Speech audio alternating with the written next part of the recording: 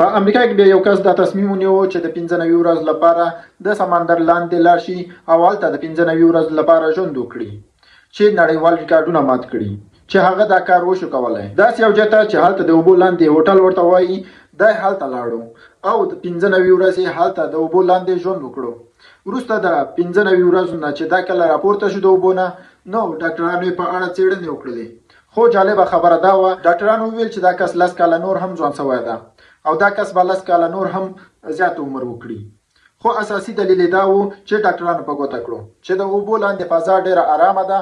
دوهمه دا چې هلته اکسیجن د نورو حالاتو ډېر بهتره وي او درېیمه خبره دا چې سمندر لاندې ژوند کول تاسو مصروفه ساتي ځکه تاسو تر ډېره حده پورې تاسو طبیعت ګورئ او له طبیعت نه تاسو خوند اخلئ. بناً که چېرته تاسو غواړئ چې 10 کاله ځوان پاتې شئ او یا هم 10 کاله مو په عمر کې زیاتوالی دی شي نو دا ښه خبره ده چې د 95 ورځو لپاره سمندر لاندې لاړ شئ او هلته ژوند وکړئ. یو به ریکارډ مات کړئ او بل به ستاسو 10 کاله عمر کې زیاتوالی راشي. آیا کولی شئ چې د سمندر لاندې لاړ شئ؟ پام مو وي چې داسې یو لیونی تجربه تاسو ونه کړئ. په اصل کې دا یوه ساده تجربه ده چې تاسو یې کولی شئ. سوډا راواخلئ، وروسته د سوډا نه تاسو یې لږ ذره سرکه ور واچوئ او وروسته د سرکې نه تاسو لږ ذره اوبه ور واچوئ. بعد د هغې نه تاسو یو ماده ترلاسه کولی شئ. که چېرته پکې هر څه دې مادې ته ورته ننه کړئ نو یخ نیسي.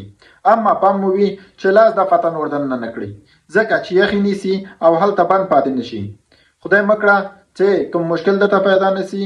دې ته وایي یخنیونکي اوبه او یو فزیکي فورمول ده. اما دا د تجربې خبره ده ځکه ډېرې فزیکي تجربې کیدی شي ستر بحران رامنځته کړي لکه اټومي